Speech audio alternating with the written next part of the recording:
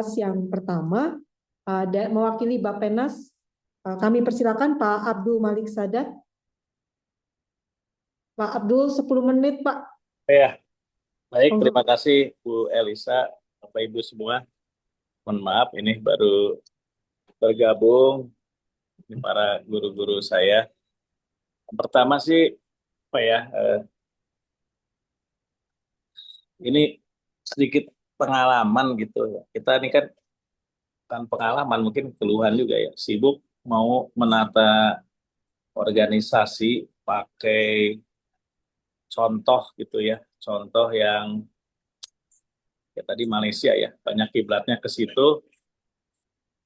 Eh, Terus di satu sisi Indonesia juga sebenarnya sudah terekspos dengan banyak perilaku dan konstruksi yang dikerjakan bersama negara sahabat gitu ya.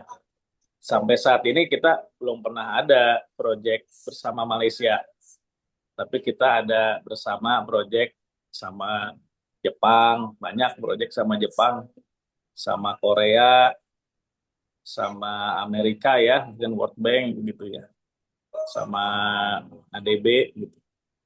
Nah, itu eh, sebagai ternyata ketika orang konstruksi itu masuk ke Indonesia, itu juga nggak serta merta eh, jadi high quality gitu ya proyeknya. Ada yang bagus mungkin contoh gitu, mohon maaf, contoh proyek-proyek yang ada, tapi banyak yang kita mengadop itu ketika masuk ke sistem Indonesia jadi berubah. Contohnya gini ya, poin saya. Mungkin kontraktor Jepang itu bagus, tapi di Jepangnya mapan, bikin sesuatu tuh mapan di Jepang baik. Tapi ketika masuk ke Indonesia, di proyek Tanjung Priok pernah dibongkar lagi pirnya gitu ya. Ini di proyek Patimban juga saya lagi menghadapi masalah begitu. Nah, sebabnya mungkin bukan masalah organisasi seperti apa dikonstruksi, tapi kayak kita lihat ini yang lebih fundamental lagi di Indonesia itu lembaga konstruksi itu sudah dibuat seperti sesuatu yang sangat rigid gitu ya, rigid dan dihargainya wah terukur sekali sampai jam-jaman harus sertifikasi, tidak memancing orang yang betul-betul ya high kompetensi itu mau masuk dan gap upahnya tuh sangat jauh gitu. Ya mohon maaf ya Kak. Ketika itu kejadian misalnya yang tol Tanjung Priok itu dibubar sama konsultannya yang harga gaji 300 juta, sementara di kontraktornya mungkin tenaga ahli utamanya di BUMN tersebut pas-pasan. Nah, kenapa pas-pasan? Karena diatur oleh peraturan ya mungkin di kementerian yang membuat atau Inkindo standarnya sekian. Jadi akhirnya mau diatur serigid apapun, kalau selama wages-nya itu dikunci seperti hmm, ya lebih ke arah time base dan time base-nya juga makin lama makin bagus, ya makin kecil gitu. Jadi akhirnya tidak menarik lagi sektor konstruksi itu bagi orang yang profesional gitu ya. Misalnya maksimum aja yang puluhan tahun cuma 50 juta kok, junior engineer 7 juta, itu kan diatur sangat rigid oleh tempatnya kementerian. Jadi akhirnya yang eh, yang basicnya kita profesional dunia konstruksi itu keinginan orang berusaha mengabdi akhirnya tidak terjadi. Jadi kalau itu semakin diatur lagi tanpa melihat wage-nya itu akan susah. Jadi Malaysia pun tingkat wages-nya apa wages itu apa namanya kompensasi ya upah ya tentu ya beda gitu. Akhirnya kita ngikut yang ketat, tapi kalau gajinya masih rendah, nggak akan memancing dunia usaha untuk profesional. Jadi saya lihat ini sebelum kita pukul sebuah stick yang kuat, sebetulnya secara fundamental nih profesi ini dihargai apa tidak. Perusahaan juga kalau berusaha di sektor konstruksi ini, baik konsultan maupun kontraktor, menarik nggak sih, lukratif untuk bisnis? Sekarang aja perusahaan yang berdiri pada pengen tutup, perusahaan yang besar aja angkanya merah. Maaf ya. Jadi menurut saya kita menata itu mesti lihat juga how atraktif ya this bisnis sama how kompetitif. Jadi dari atraktif dan kompetitif ini baru profesinya bisa di jalan. Nah, kalau pemerintahnya terlalu kuat mengatur harus A, B, C, D, E, F, G, H, I, J, tapi dia nggak mengatur bahwa apa ya, kewajaran gitu, bahwa ini konstruksi itu mahal nilainya, keselamatan publik, eh, itu nggak jalan. Yang kedua adalah masalah time management di proyek-proyek. Kita tuh menuntut profesionalisme gitu ya, tapi sebetulnya itu kerjaan di lapangan cuma sebentar, sebentar dan pingin terburu-buru lagi hasil jadinya. Kayak di IKN, ya buru-buru gitu. Ini ada baru berita masuk, saya juga lagi dengar infonya kok bisa katanya jalan tol kan bagus ya dibanding jalan daerah. Oh masih bisa tetap rubuh, nanti alasannya unforeseen lagi. Kenapa bisa begitu? Karena sesuatu terburu-buru. Jadi kalau dalam terburu-buru dalam proses konstruksi, tapi lama sekali dalam proses administrasi dan non-teknis. Ini saya lagi banyak ngumpulin lesson learn. Ini ada contohnya proyek SPAM Jatiluhur. Udah 180 bulan itu dari awal ide itu diluncurkan. Proses teknisnya di lapangan cuma 30 bulan. Tapi 150 bulan tuh ya proses tender, proses eh, financial close. Nah, kalau ini masih begini, ya akhirnya nggak, ya jadi lawyer aja begitu, tidak perlu kerja yang Engineer, Pak. profesional sebagai engineer. Nah, kembali ke engineer, kita harus penting kalau ingin berkembang sektor jasa konstruksi kita, engineering first ini juga penting ya, dalam tanda kutip kita pihak engineer. Ini saya juga bukan engineer, saya birokrasi ya, maksudnya arti birokrasi. Tapi saya lihat nih agak kita tidak punya kerangka ya. Dunia engineer itu menjelaskan, ini loh proses yang benar. Saya masih ingat nih ada Pak Abdul ya, dulu kita ngurus proyek Sumarekon, Bapak jelaskan, nggak mungkin ini pemadaman tanah 8 bulan, tapi secara administrasi harus dipaksa ya Pak Abdul, bisa jadi. Akhirnya yang dimenangkan administrasinya kan, bukan teknisnya. Nah, selama yang dimenangkan administrasi, pemenang tender sudah BP2JK, lembaganya sudah tersertifikasi, tenaga ahlinya sudah punya SKA, ya itu essence-nya juga nggak ke situ gitu, nggak dapat. Nah, kalau sekarang dunia kita dianggap dunia administrasi, bukan dunia profesi, ya cita-cita yang Pak Topik sampaikan tuh ya sulit tercapai. Mungkin itu catatannya, saya baru sekedar identifikasi masalah, tapi solusi yang saya tawarin ya, satu, memang ini peraturannya harus berubah di pemerintahannya. Ketika public project infrastructure, proses manajemennya ya, untuk memancing ada pemain baru di dunia infrastruktur ini mesti ada. Karena sekarang aneh, yang punya, mohon maaf ya, saya sederhanakan, pemain internasional aja, ICB mau masuk ke kita, dia punya teknik, punya uang, mau masuk ke kita nggak bisa masuk loh, nggak bisa. KSO sama lokal malah ikut ke bawah jelek, mohon maaf, ketawa ya. Nah ini berarti kan kita ini mohon maaf, sistem kita tidak punya compliance, jadi akhirnya yang ICB ini nggak bisa jalan cepat di kita. Padahal kita perlu dalam memajukan konstruksi, kalau kelas konstruksi yang nasional ya, itu kan kelas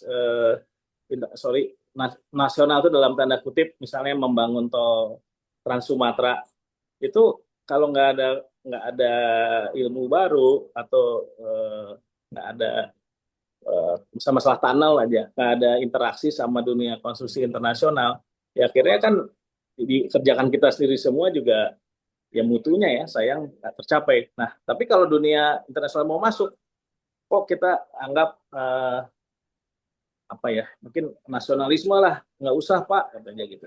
Tapi ternyata atau masuk, mohon maaf seperti di proyek type yang lain, misalnya Serang Panimban contohnya gitu, apa Semarang Demak, kita buka pintunya lebar sekali sampai sampai apa ya, mohon maaf, sampai tight dan finance-nya mahal. Nah, ini perlu pengaturan kembali sebetulnya, dunia konstruksi nasional sama internasional itu kerjasamanya seperti apa biar kita bisa membawa, ya saya anggapnya begini, banyak pengalaman dari, karena di kita ini udah sekian lama proyek besar itu mungkin baru mulai gitu ya Pak ya, bisa di proyek perkeretaapian, suka nggak suka kita belajar banyak kan dengan proyek kereta cepat. Nah ini eh, ya mungkin ada yang belajar dari proyek Suramadu gitu ya, waktu itu jembatan.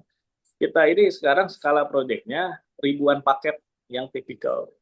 Padahal kita ingin maju kepada proyek kalau mungkin kalau di gedung udah lumayan kali ya, walaupun nggak setinggi Petronas gitu ya saya anggap. Tapi kalau di proyek infrastruktur sipil yang lain, contohnya skala bendungan gitu, kita bendungan sekarang bendungan yang terbesar mau dibangun bahkan oleh swasta kan, yaitu PLTA Mentarang, bukan oleh dunia, dan itu nampaknya juga yang ngerjakan belum mampu dalam konstruksi dalam negeri. Nah, untuk mempercepat proyek-proyek yang besar untuk skala kita ini, kayaknya kita harus membuka diri juga kerjasama langsung dalam proyek internasional. Jadi saya mungkin nggak mau nyentuh masalah normatifnya, Pak, karena menurut saya satu kata kunci sudah overregulasi. Kenyataannya itu malah ngunci banyak hal, dan ya mohon maaf nanti jadi saya seperti kritikus. Dan saya mau mulai sekarang ke proyek strategis yang besar, dan situ sifatnya kolaboratif, well paid, dan ya akhirnya bisa kolaborasi antara dunia dunia birokrasi, dunia jasa konstruksi dalam negeri, luar negeri, dan di dunia ini apa di akademisinya juga menantang Pak. Nanti dianggap oh ini challenge yang baru. Baik. Mungkin terima kasih Bu, udah 10 Ya, menit. Thank you. ya, terima kasih Pak Abdul. Eh, langsung saja saya lanjutkan pembahas yang berikutnya. Pak dari Kementerian PU, Pak Imron Terima kasih, Mbak. Manik, silakan Pak. Ya, terima kasih. Eh, yang saya hormati Pak Abdul Malik ini, Pak Deputi turun ke, ke kita ini. Makasih Pak. Semua senior-senior yang saya hormati yang mungkin nggak bisa saya sebut satu persatu. Eh, Bapak Ibu, kebetulan saya hari ini ada di posisi Direktur Kompetensi dan Produktivitas Tenaga Kerja Konstruksi. Kalau lihat judulnya, banyak bahan hari ini ngarahnya ke saya nih. Gimana memperbaiki kompetensi dan produktivitas. Sementara masalah kompetensi sendiri kita lagi berjuang ya, gimana mencapai kondisi-kondisi ideal. Kebetulan saya diminta Pak Abdu mengomentari dulu tentang CIDB ya. Terus terang Pak, ya CIDB sampai hari ini tetap kita jadikan semacam referensi dan memang kita menyaksikan mereka dari awal ke titik ini dan mereka udah konsisten ya, di mana mereka membuat end to end. Jadi mulai dari perencanaan sampai nanti kepada pembinaannya ada regulasi dan sebagainya ada di satu institusi yang namanya CIDB. Sementara kita masih berbagi peran DJBK dengan LPJK.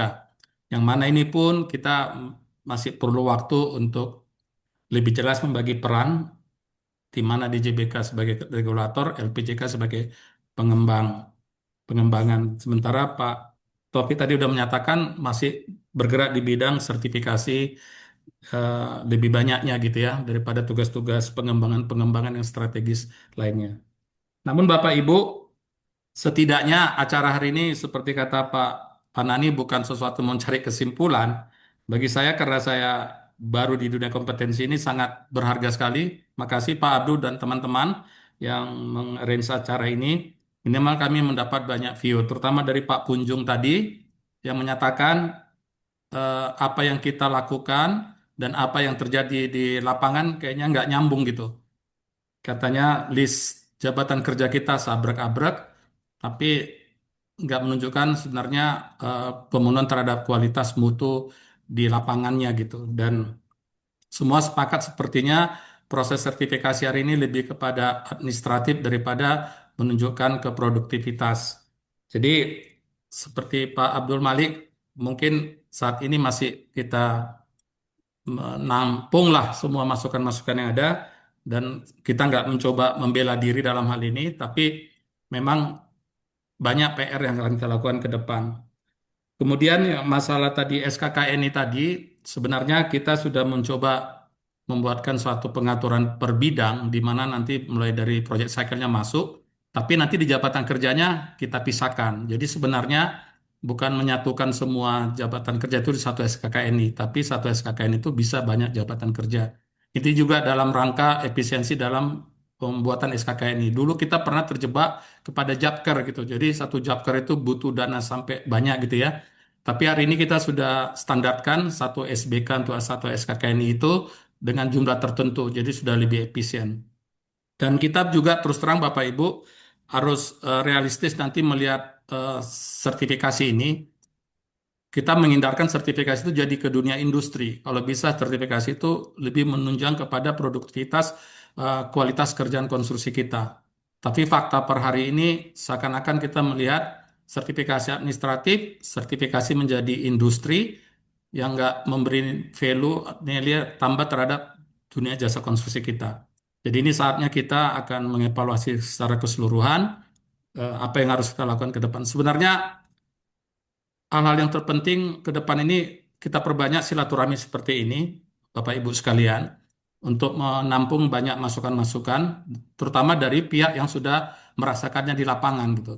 Kami dari pemerintah sering seperti asik dengan dunia kami sendiri dalam merumuskan peraturan-peraturan itu tanpa mencoba mendekatkan aturan kebijakan itu terhadap permasalahan di lapangan.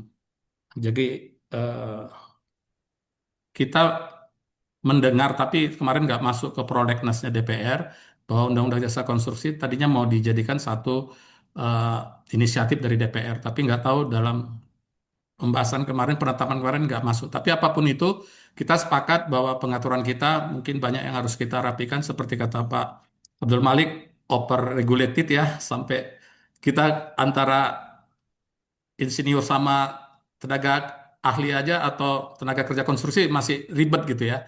Satu sama-sama satu republik, masing-masing ada undang-undang sama kekuatannya tapi susah mensinkronisasinya. Dan Pak Topi sudah menyatakan dalam 5 tahun di LPJK juga belum tuntas. Tapi apapun itu Bapak Ibu, kita tetap optimis bahwa kita harus berubah ke depan.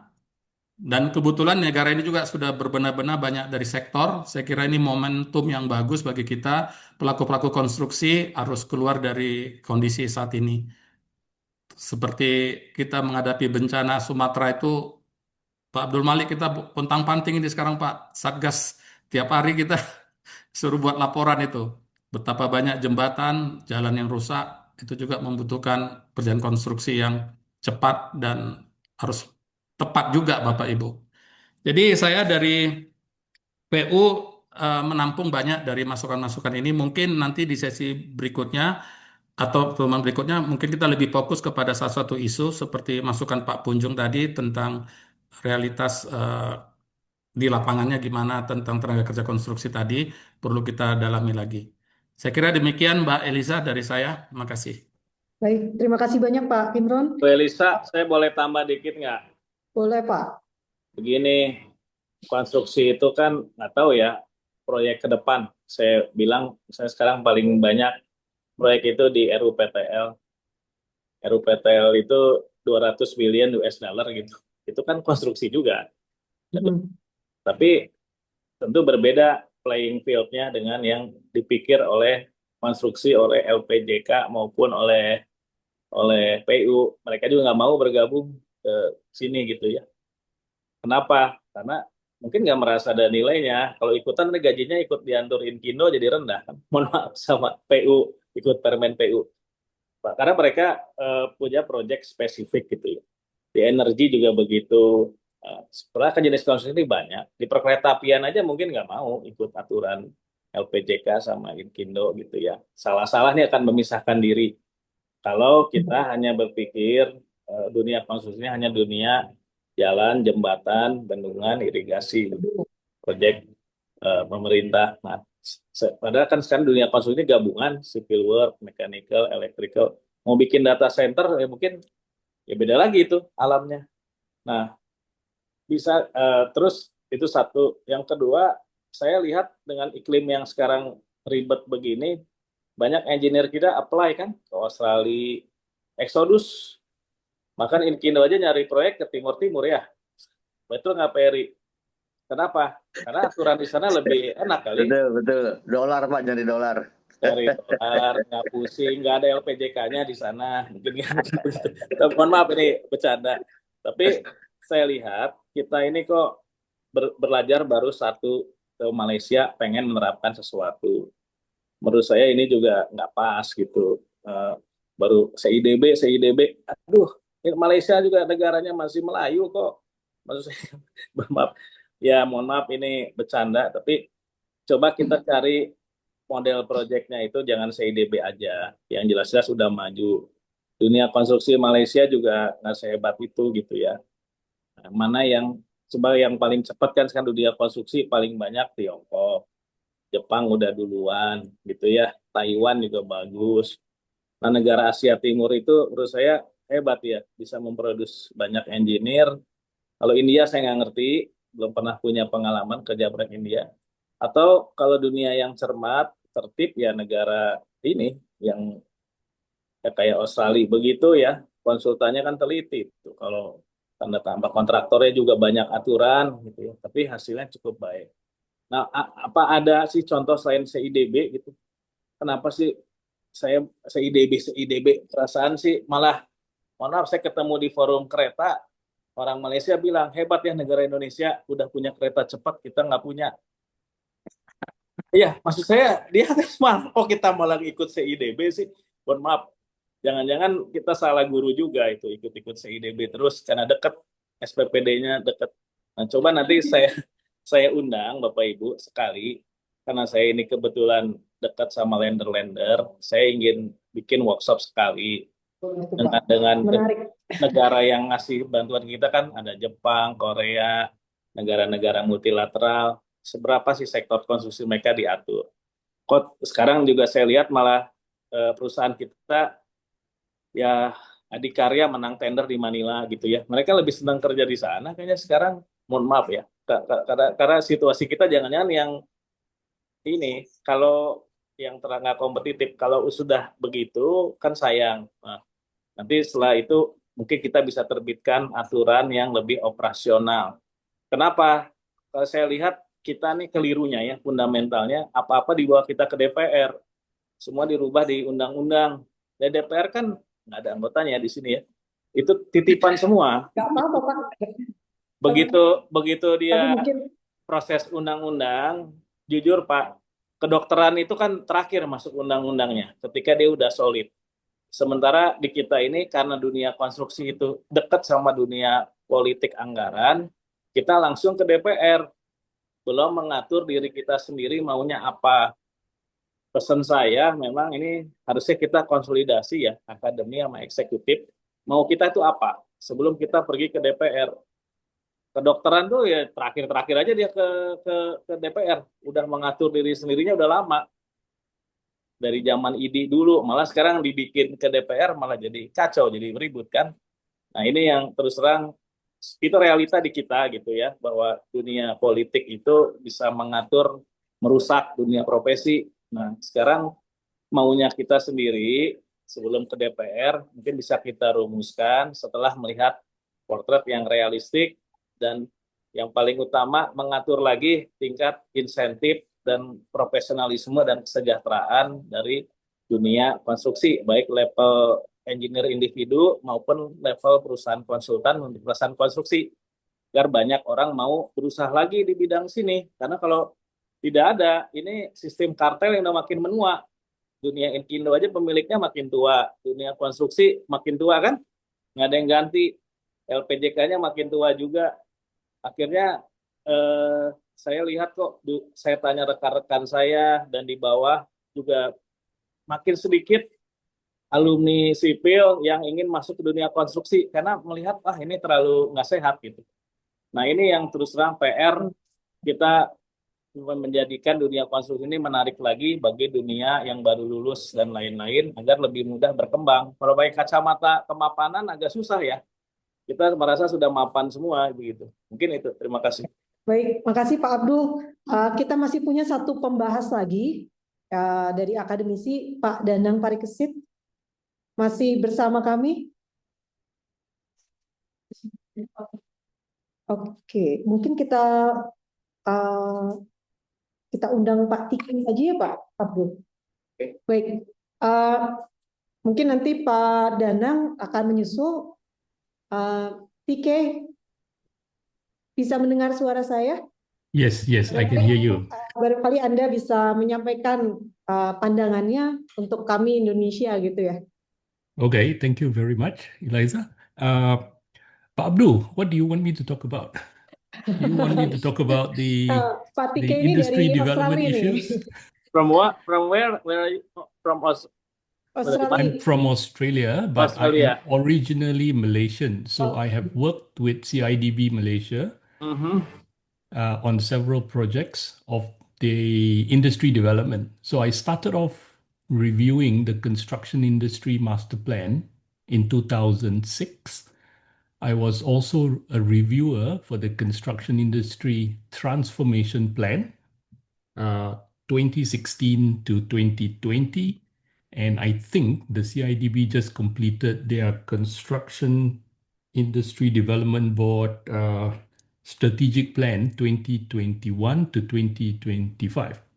So let me explain how the CIDB works.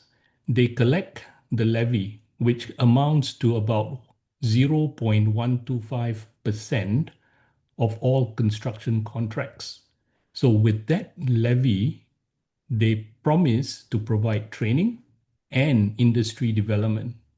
And if you look at their annual report, they collect a lot of money. The latest report shows that they've collected 200 million ringgit per year on levy alone. And with that amount of money, the majority of that cash goes towards industry development. So what I always tell Pak Abdul is that CIDB Malaysia is very smart. Even though the contractor is paying for the levy, the cost is transferred to the client, to the project owner, because the CIDB levy is inserted in the bill of quantities.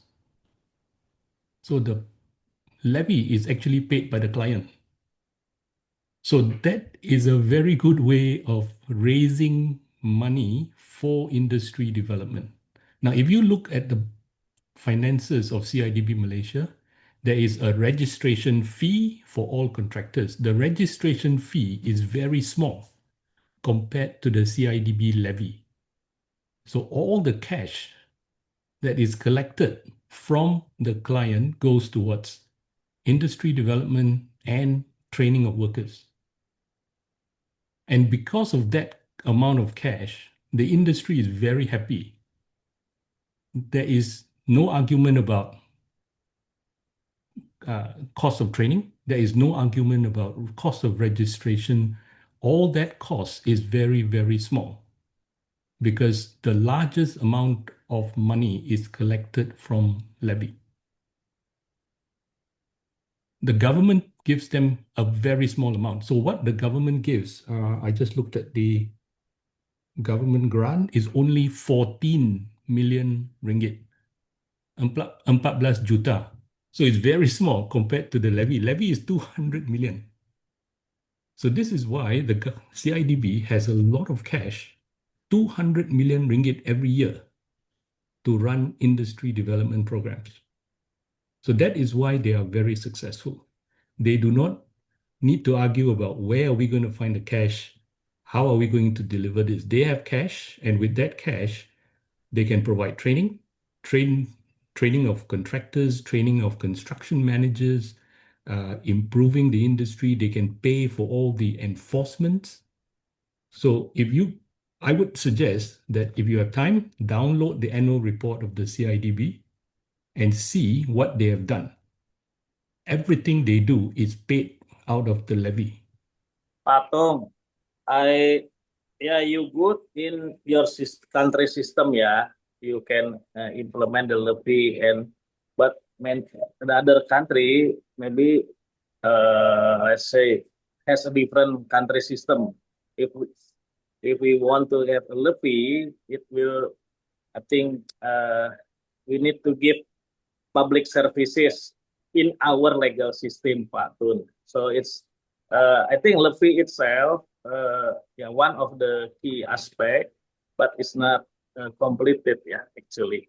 Levy is just a funding, right, or financing to manage the, but your let's say your industrial in Malaysia perhaps already has good competition and good wages for the construction worker, yeah. So that's not necessarily. You will find, I think Pak Abdul, during his visit to CIDB, will realize that many of the workers are Indonesian. yeah. So Because very few Malaysians when want to work. Indonesian work in Malaysia, they are well paid. So that's when you implement the levy, you want to manage the industry, you already can, I think, have some recurrent, yeah, from that aspect.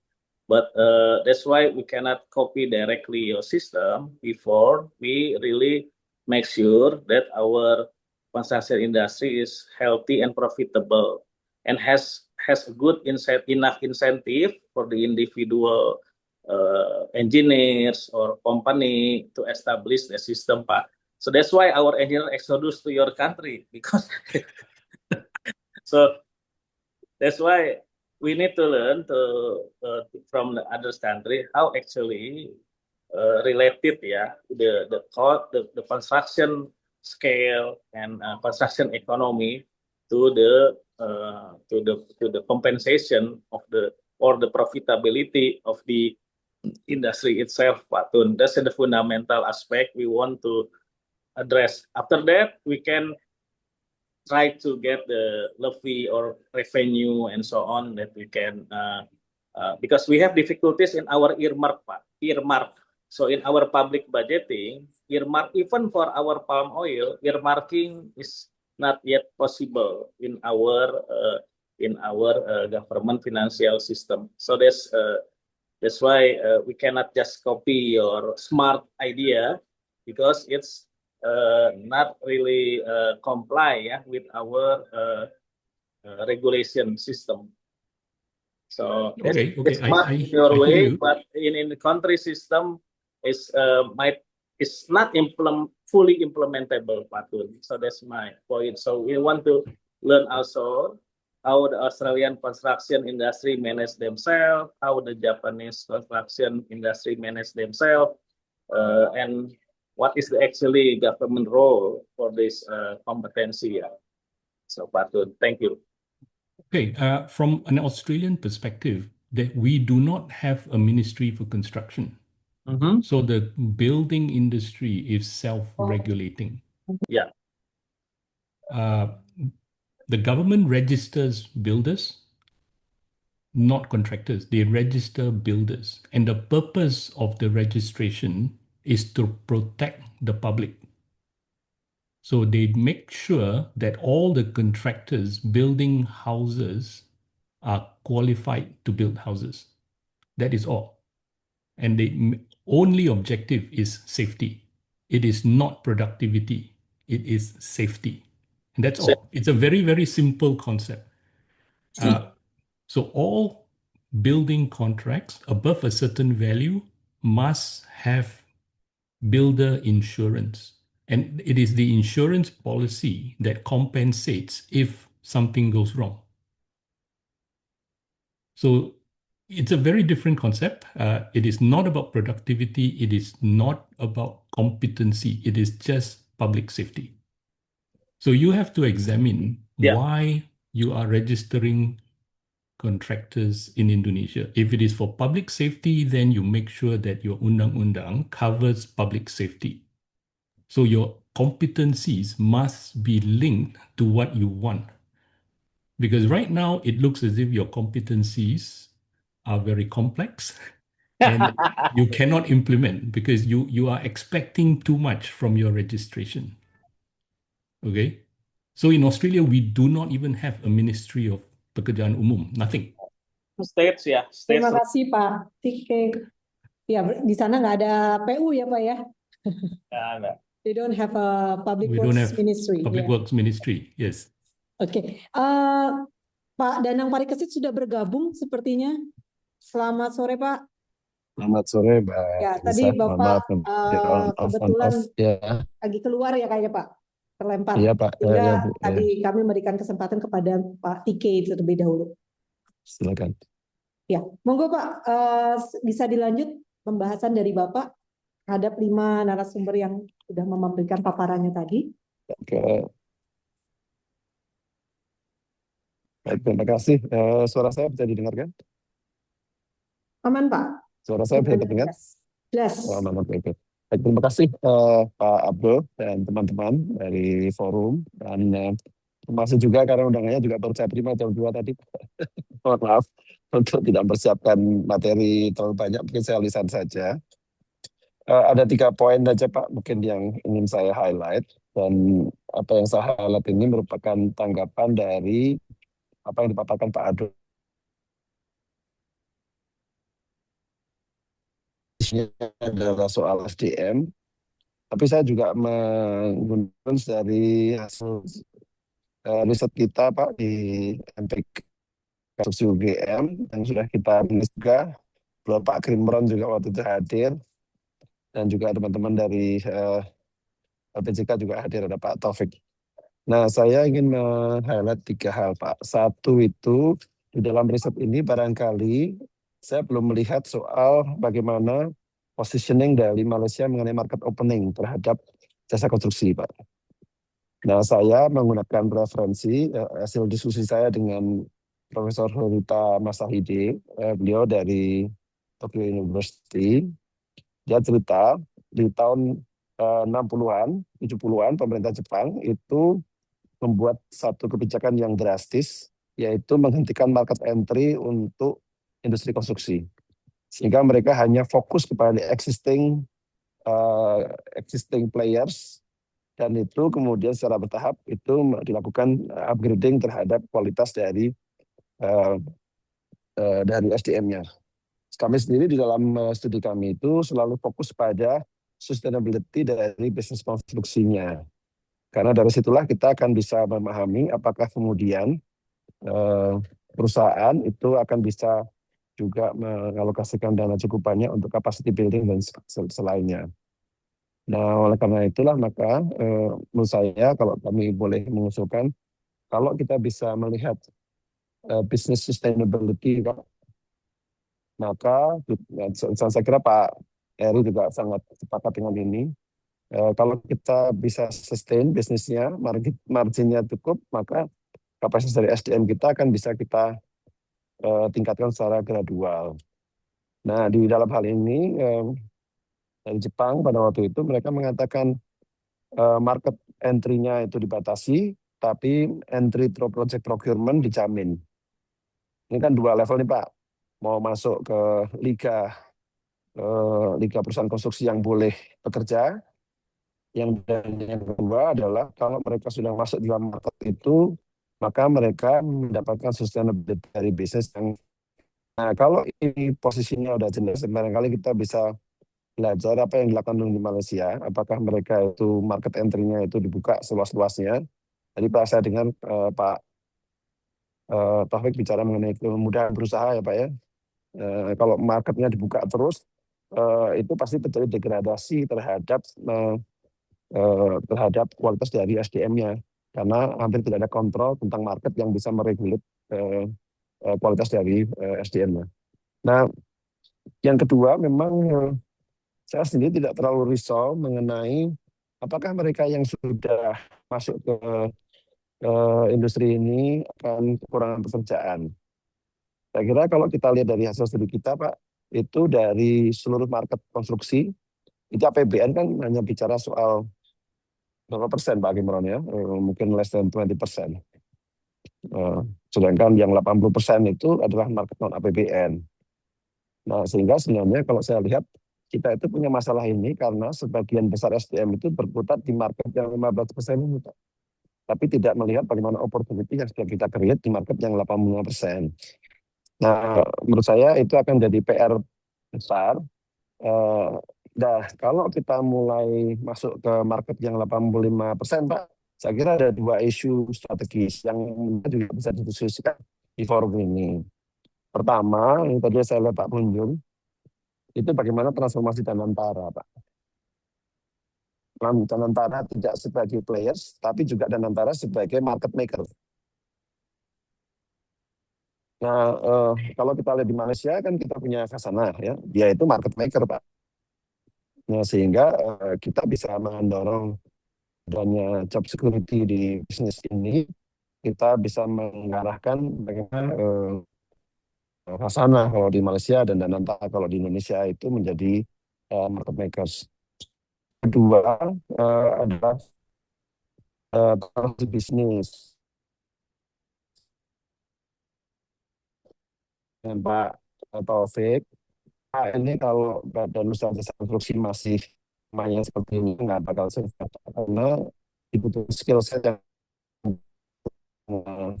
terutama menjadi konsep yang perlu kita lihat adalah bagaimana non-general construct ini bagian dari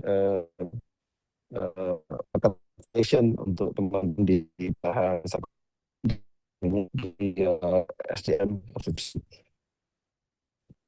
Saya kira itu mungkin bisa cukup banyak dan Iya, karena baik, terima kasih Pak Dana. teman-teman dari Internetnya kayaknya terima kasih. agak Assalamualaikum stabil, warahmatullahi Pak. wabarakatuh.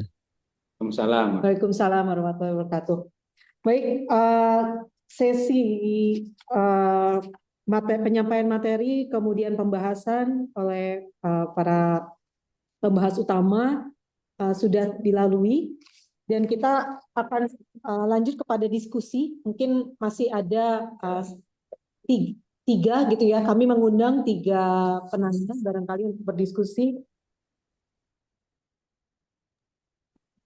Jika tidak, kami untuk memberikan tanggapannya, Pak. Mr. Tike Chan, Yes, mungkin bisa sharing kembali terkait apa yang tadi masih ingin kami gitu ya, dari kami ingin mengetahui lebih dalam terkait Malaysia dan maupun Australia, practices di sana. Okay, what are your specific questions? I like Pak Panani's earlier statements of he used the term gelisah. I understand the term gelisah, so I sort of suspect that everyone is very nervous about what's happening with your construction industry in Indonesia. This is a topic that we've been talking about for maybe more than coming to 10 years now, right, Pak Abdul? Ya.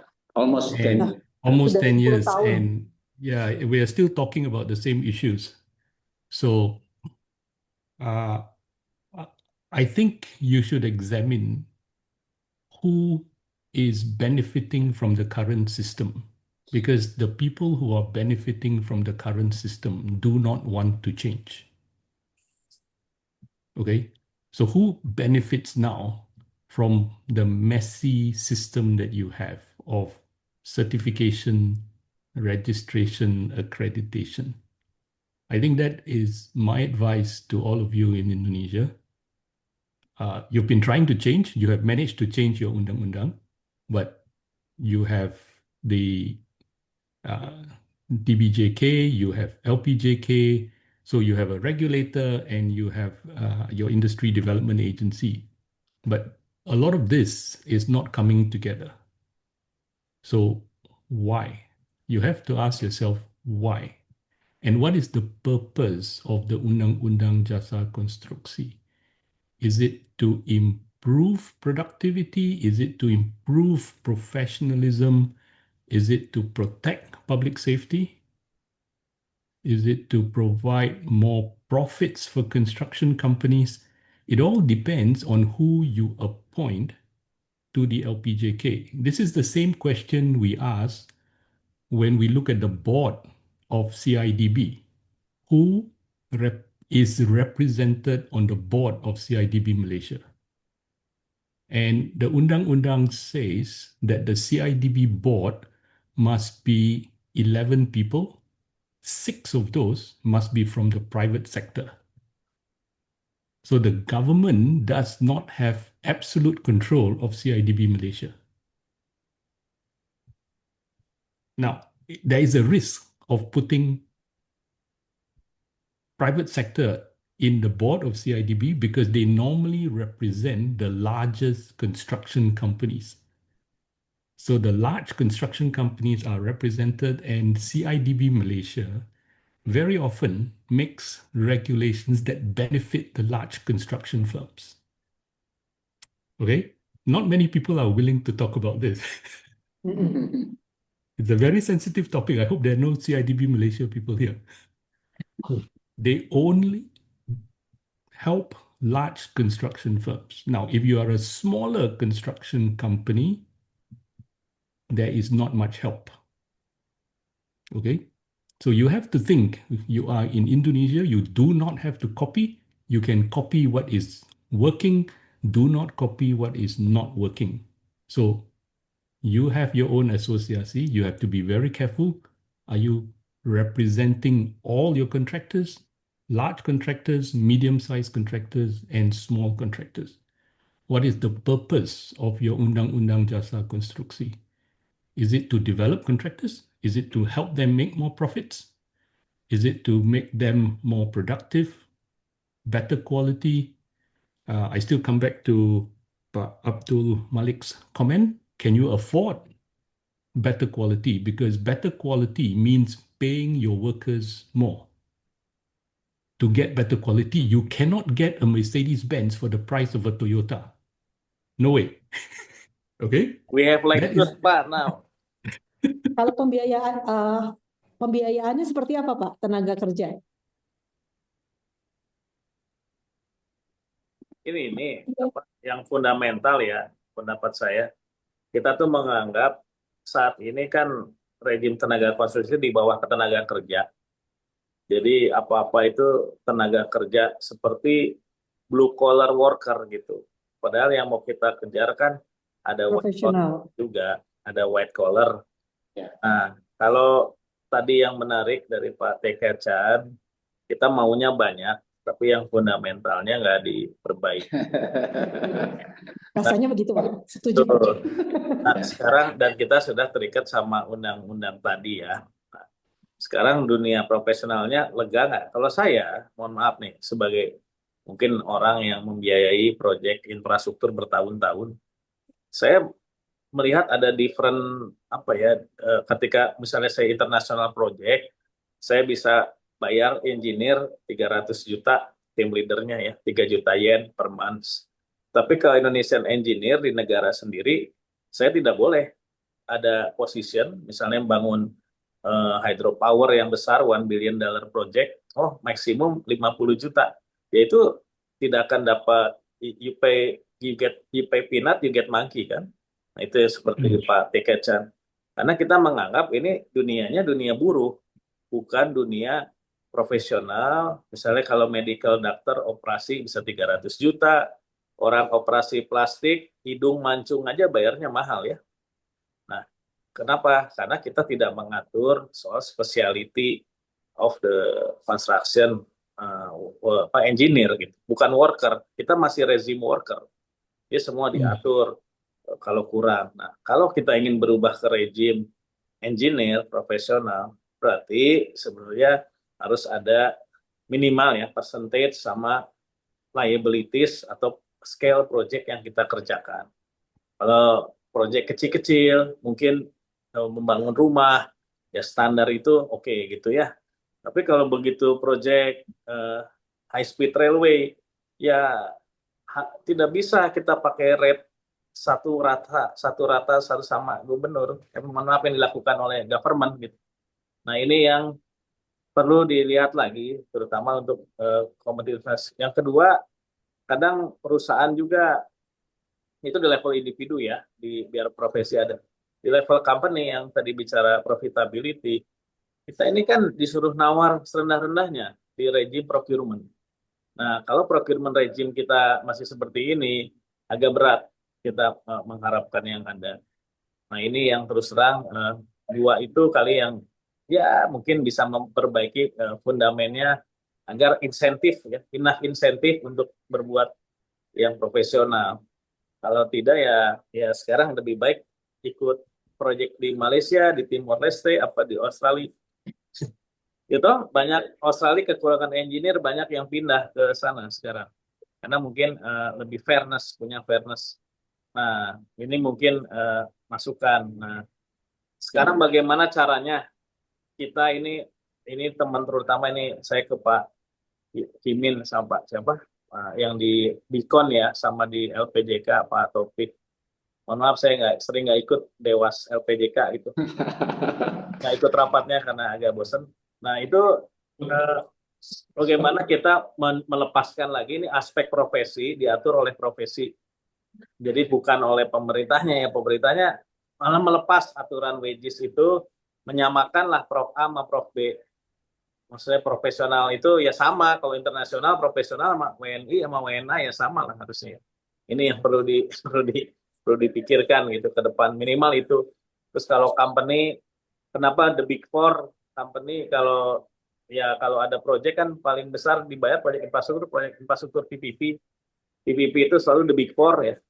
Tapi perusahaan subkontraktornya ya seperti ditekan-tekan perusahaan konstruksinya. Nah, mesti kita punya penghargaan juga proyek besar ya, berarti perusahaannya juga harus mengerahkan orang yang terbaik begitu ya. Nah, itu kali saya cuma bisa itu aja. Terima kasih.